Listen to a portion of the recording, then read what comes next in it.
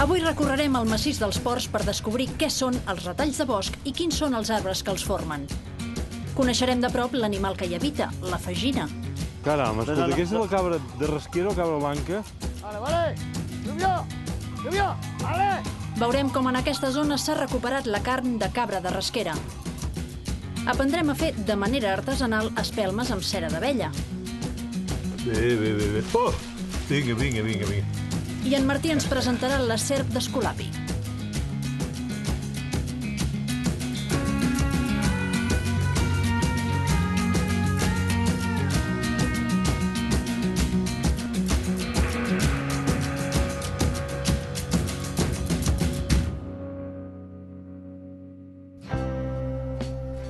Això és un teix. És un dels nostres arbres protagonistes d'avui.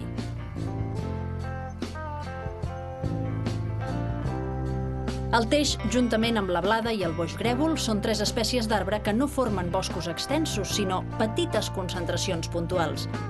És el que anomenem retalls de bosc i que trobem escampats en algunes muntanyes de Catalunya.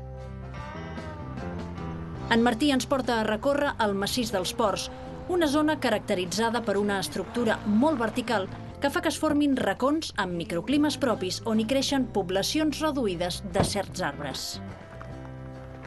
Una geologia que està al bell mig del cubisme de Picasso, al punt on s'abracen les muntanyes catalànides amb les del sistema ibèric, al punt on es petoneja el clima mediterrani suau, ascendent, que ve del litoral, i es troba amb aquest clima continental més dur que ve del Maestrat i del Baix Aragó. En aquestes estructures, en aquest castell de muntanyes, hi trobem autèntiques joies, formes de paisatge, aquest relleu tan irregular i tan trencat. Gorges, sots, codines, espadats, però som aquí per explicar els boscos del país. I sobretot, no tant els boscos que hi predominen, que són sobretot de pinassa, de pi blanc i d'alzina carrasca, sinó justament per una de les singularitats que també s'escampa arreu de Catalunya, que són els retalls de bosc, aquells fragments de boscos especials que mai atenyen grans superfícies i que han trobat en estructures com els ports un espai molt adequat.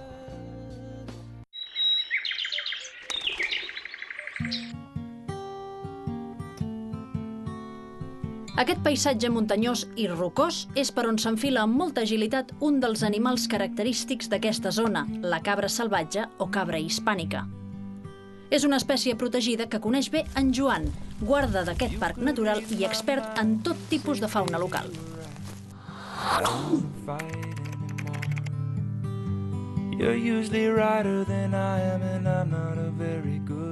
Això és molt curiós, això és un niu de pica-soques blau.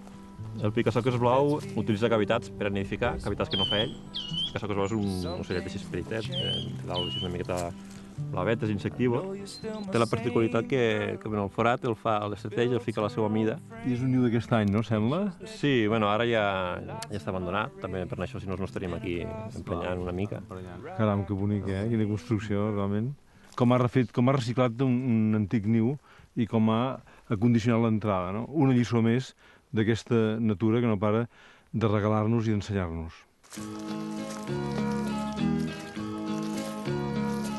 Quin carnívor seria, diguem-ne, el carnívor dominant a la zona? Aquí hi ha ports en diferència el que és la fagina.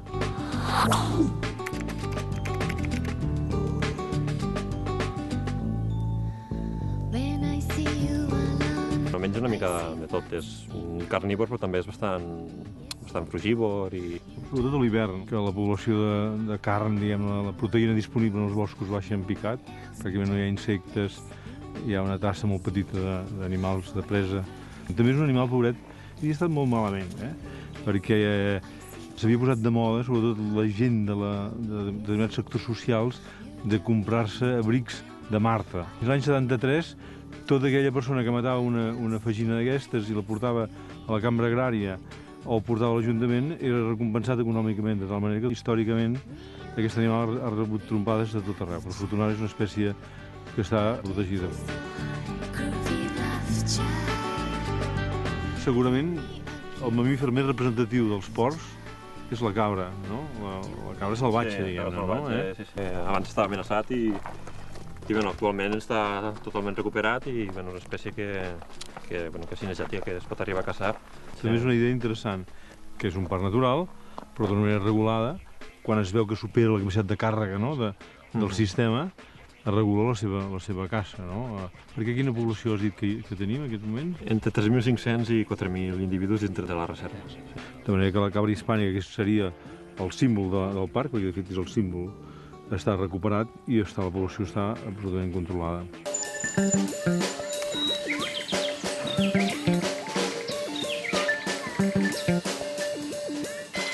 La cabra salvatge dels Ports de Beseit, que tècnicament la coneixem com a cabra pirenaica subespècie hispànica, és una espècie que només es troba a la península Ibèrica. I una particularitat interessant és que aquesta espècie, junt amb una altra que hi ha a l'est de la Mediterrània, són els avantpassats de totes les races domèstiques de cabra que hi ha a l'actualitat. I per què fèiem aquesta domesticació? Doncs bàsicament per aprofitar la carn i la llet. La carn de la cabra salvatge és molt dura, molt difícil de menjar, i en canvi les cabres domèstiques cada cop són més gustoses i tendres, i per això hi ha molts ramaders que en l'actualitat segueixen aprofitant aquesta carn.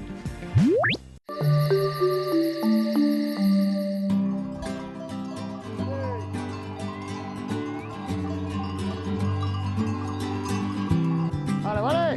Lluvia, vale.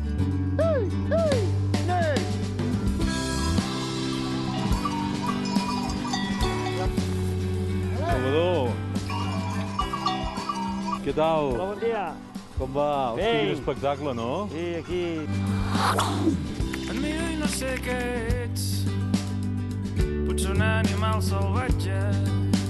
Caram, escolta, aquesta és la cabra de Rasquera o cabra blanca, que s'havia com perdut, no? S'havia perdut això perquè l'any 60 va ser quan va desaparèixer. Aquí tot el que és els ports n'hi havia molts mils. Escolta, i quina relació hi ha entre la cabra i aquests boscos? Era la conservació dels pinars i dels boscos. Per què? Per quin motiu? Pues perquè la cabra pastura tot l'any a la muntanya, o sigui, i fa la neteja del sotabosc. Què passa? L'arbre aquell que la mateixa cabra se'l menjava, fos un romer, fos el que sigui, la pròxima temporada brotava més, perquè com l'havien escapçat a les mateixes cabres, ell traïa rama tendra. Jo de petit vaig ser pastor de cabra blanca i llavors va ser quan es va desaparèixer, no? Llavors jo, per a poder recuperar un plat, que és el crestó, que és el cabrit capat, vaig pensar en comprar un ramat de cabres blanques i així va ser. En aquell moment no em podia pensar mai que tingués les alegries que he tingut després de tenir el ramat, primerament, perquè jo em vaig criar en el bestiar i ha sigut el meu, no? Primera això, i segona, poder fer un plat com el crestó, perquè un entrecot el pots menjar a qualsevol restaurant que vagis. I fas millor d'embotits, em penso. Sí, perquè llavors també això, a cada casa als pobles, matant un tocino, un porc cada any. Sí, tant. Un o dos. I llavors matant la cabra al costat del tocino, per a de la cansalada del tocino en la carn de cabra, fer un xorís molt bo, molt natural, sobretot. I a més, això formava part de que els pagesos, els pastors, els cobraven per agafar les terres una cabra per al tocino. Ho pagaven amb un cabrit, diguem-ne. Un cabrit, depèn, o una cabra per a fer la barreja. La cabra ha estat fins recentment criminalitzada, ha estat un animal mal vist des del punt de vista de la cultura urbana, com allò que menja arbres, que destrossa, que produeix erosió. Segle XXI, posats al dia i en el discurs que correspon, veiem que fan territori, que mantenen territori, que converteixen aquesta part del bosc, que justament és problemàtica i que afavoreix la combustió, la converteixen en carn, en proteïna. Quan ens ve carn d'Argentina o ens ve carn de Nova Zelanda, per exemple, la quantitat de proteïna que ingerim és molt inferior a la que hem gastat en el transport perquè ens arribi de tan lluny. Tot això són emissions, tot això és contaminació atmosfèrica. Per tant, tot el que és producció propera, això és progressisme, això és una visió de futur. Una vida en endavant, sí. En Martí ens porta a conèixer els retalls de bosc que s'amaguen en les muntanyes dels ports. Els racons ombrívols que hi ha entre aquestes roques són els idonis perquè hi visquin les dues espècies protegides que els conformen, el teix i el boix grèvol. Aquestes canals, quina meravella, quin tresor. Això és un autèntic tresor botànic, forestal. Hi ha uns arbres que s'hi han refugiat en el pas dels anys i que han trobat aquí les condicions pel seu desenvolupament. L'efecte refugi, aquí es veu clarament, l'efecte aixella, és una autèntica aixella de la muntanya on s'hi han refugiat aquestes espècies de flora molt arcaica que han anat aguantant centenars d'anys i milers. Aquí tenim les dues úniques espècies d'arbres que tenim protegits legalment.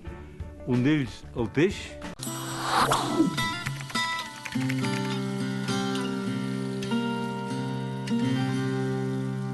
És un arbre que ha estat molt empaitat històricament pels humans, perquè té una fusta molt apreciada per construir objectes bèl·lics, arcs, llances, ballestes. És una espècie que és dioica. Això vol dir que hi ha alguns arbres que són mascles i alguns altres arbres que són femelles.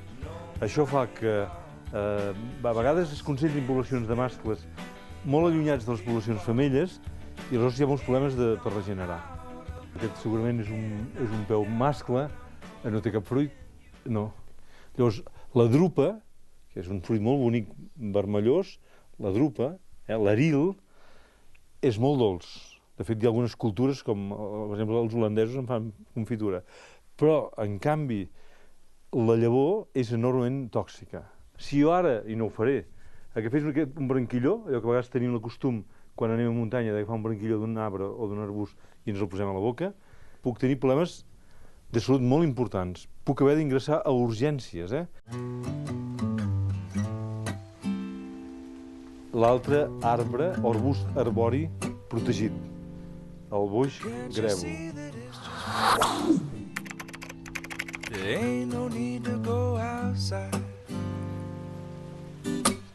Té peus que són mascles i també té peus o arbres que són femelles. Normalment les femelles són les que fructifiquen i normalment les femelles tendeixen a tenir les fulles més punxoses, que ningú faci cap mala lectura. És un arbre que té una funció ecològica molt important perquè fructifica en un moment que quasi bé en el bosc no hi ha menjar. Les baies de boix grèvol poden mantenir unes poblacions importants d'animals de bosc fins al mes de febrer-març. La temperatura interna és entre 3 i 5 graus més càlida que l'externa. Per tant, és una àrea a l'hivern on la major part dels vertebrats i sobretot els ocells d'aquesta zona s'hi ajucaran. Quin raconet, Tresoret. La protecció, no de les institucions, sinó la protecció real de la natura que es defensa amb arguments realment a l'impacte humà negatiu, no?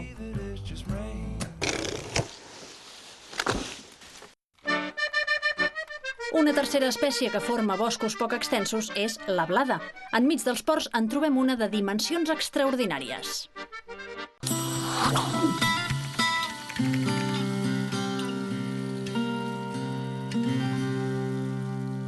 Aquesta blada, que de fet és un arbre planifoli, de fulla plana, caducifòlia, i quan arriba la tardor agafa un vermell encès, i que si ens hi fixem bé, la fulla és una fulla que ens recorda el símbol del Canadà.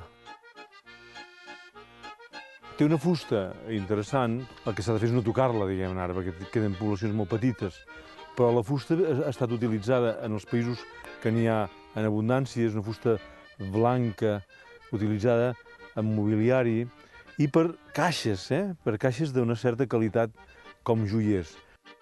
Per torroneria, per exemple, per embolicar un torró de qualitat que la peça no agafi gust. Fins i tot els lutiers, algunes parts dels violins i de les violes, algunes parts, han pogut ser utilitzats d'aquesta fusta de blada.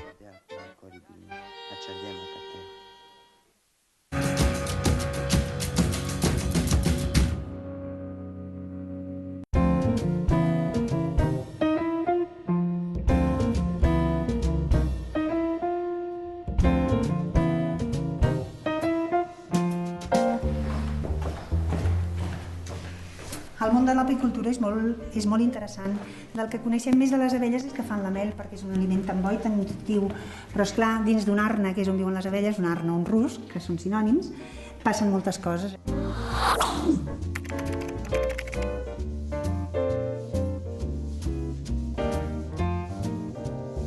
Aquestes són les gresques. És on elles fan la mel i l'amagatzemen, és on elles fan també la cria, la reina posa els ous, etc. Els apicultors normalment el que fan és fondre-la i convertir-la en blocs. Depenent de la floració que ha treballat de l'abella i a més d'altres factors, surt més clara, més fosca i de diferents colors. I aquests blocs de cera són els que nosaltres trossejarem i utilitzarem per fer les nostres espelmes. Aquesta cera és la que nosaltres posem a fondre al bany Maria. D'espelmes se'n poden fer de moltes classes i les que trobem a les botigues normalment són gairebé totes de parafina, que és un derivat del petroli. Nosaltres, a Arnes, que és un poble amb tanta tradició apícola, vam pensar que teníem que recuperar la cera de les abelles com a material base per fer les nostres espelmes. Un apicultor d'aquí del poble ens va explicar que els antics, quan volien fer una candela, la feien en una canya. Això ens va encantar i vam recuperar aquest sistema, que a més és un exemple claríssim del que eren els recursos de la natura i l'aprofitament de tot el que es troba pel camp.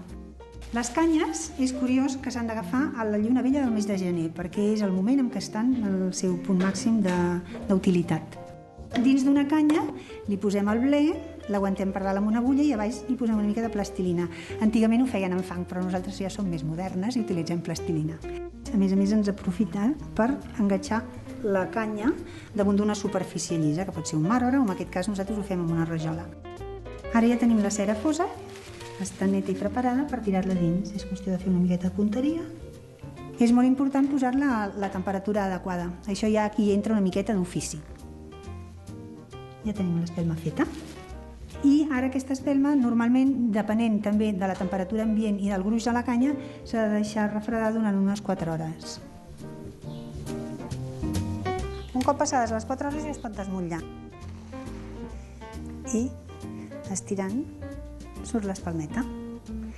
Té marcades les estries a l'interior de la canya, fa una deliciosa olor de cera mel i, com que les espelmes es fan de cap per avall, aquí on estan les agulles serà la base. Per tant, li tallo el que sobra, la part de dalt també en té massa, i ara ja tenim acabada l'espelmeta ecològica, simpàtica i bonica.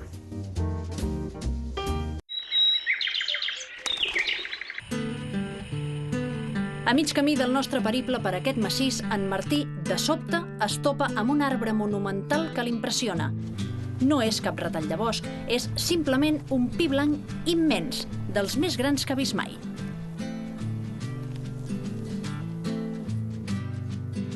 Pi de Balija, Horta de Sant Joan.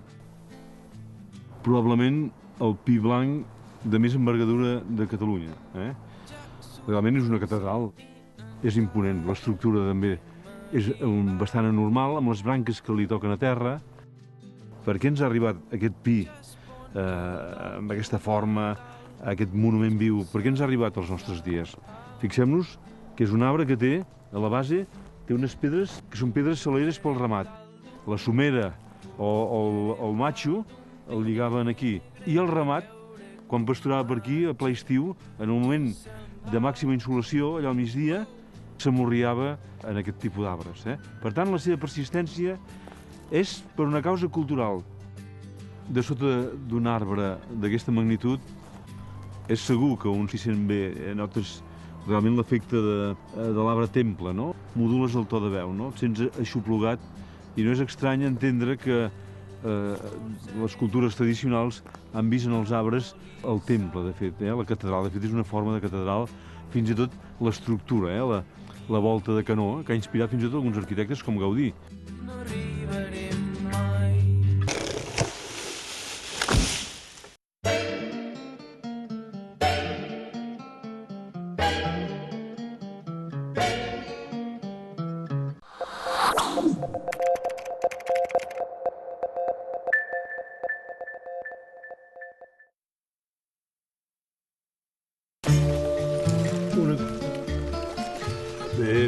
Oh! Vinga. Ja està, ja. Sí, ja no em mosseguis, perquè et mossegaré jo, no tu. És molt important, si algú ens veu, que vegin a quin respecte la tractem. És una serp bastant rara a Catalunya, d'hàbits arborícoles. És una espècie poc abundant, però típica dels boscos de Catalunya. Sol menjar les postes dels nius i a vegades els polls i tot.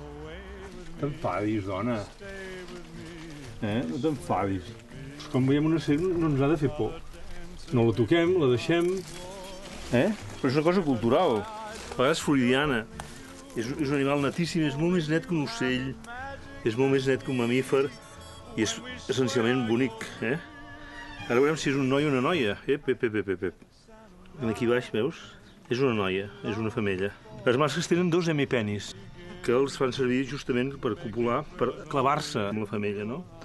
És un animal que pot arribar a fer 1,60 m, 1,70 m. És bonic, és de... Mira. Però és totalment inofensiu, Ara ell està, clar, jo l'estic molestant molt. Molt bonic, és agradable, és molt agradable. La gent a vegades diu, és que me l'imagino que és llefiscós, que és brut. Doncs escolta, una joia, una serp de bosc, de manera que la tornem a deixar anar. Hola, noia. Que és bonic, no em dieu?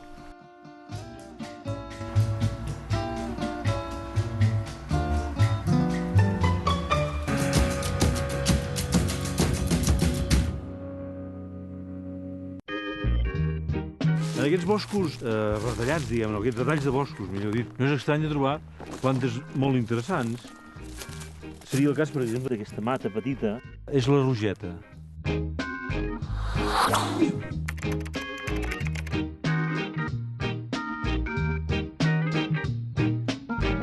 És una planta tinctòria, utilitzada ja des d'èpoques medievals, o més remotes fins i tot.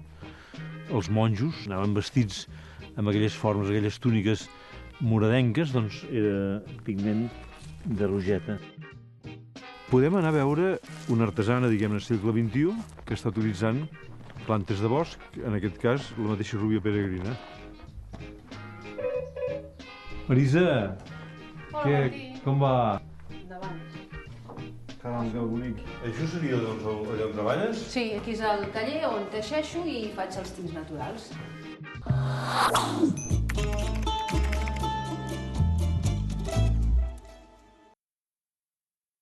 Aquí tinc les plantes que he anat recollint, depèn de l'època de l'any, unes plantes o unes altres. I aquí les de seques, diguem-ne. Sí.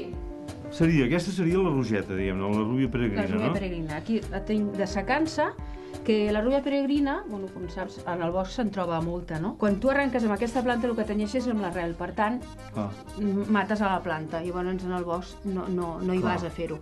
En canvi, és una planta que és bastant invasora a sota de les oliveres. Llavors, quan ho vaig descobrir això, doncs amb pagesos d'aquí els hi vaig comentar i m'han dit, ostres, i tant, aquesta planta, si vés, agafa la que vulguis, emporta-te-la i si pots acaba amb ella. El pas quin seria? Agafaria la planta i amb l'arrel, es neteja, anem tallant a trossets i ara la posarem al morter i la picarem una mica per ajudar que el tint vagi sortint. La poses així una nit amb remull, llavors això es va estovant. Ho fico a l'olla amb aigua i durant una hora també es deixa que es vagi escalfant, també sense que bulli, i en aquest cas aconseguirem aquest color. Si aquest mateix aigua amb el colorant li afegim llimona, com que fa l'aigua més alcalina, és modificador del color. Llavors aconseguim un color tan bonic com aquest. De fet, més o menys tu saps quin color quedarà, però també passa moltes vegades que les plantes, igual que no sempre que les culls estan al mateix moment de floració, tenen la mateixa quantitat de colorants, llavors mai aconsegueixes el color groc exacte, el color vermell exacte, i a vegades fas coses que no saps ben bé, és canviar la temperatura i aconsegueixes colors diferents. Aquest color, perquè t'aguantin el teixit, hi ha algun sistema o ja queda fixa? Abans he tractat el teixit amb un mordent, en aquest cas amb alum, que és el que ajuda a que quedi impregnat. I llavors això fa que una vegada tu això ho has netejat i ja et queda blanc, que ja no surt més color, ja no té per què d'estendre-se més. S'ha d'estendre i se suposa que realment el color queda fixat una vegada s'ha assecat. I aquestes peces serien? Són mocadors de seda. Mocadors de seda. És la naturalitat expressada tinctòriament, des d'aquest punt de vista, no? És maco, I amb la seda, diguem-ne, com a suport. Això sí que és viure a la natura i de la natura i en equilibri i en harmonia, és fantàstic.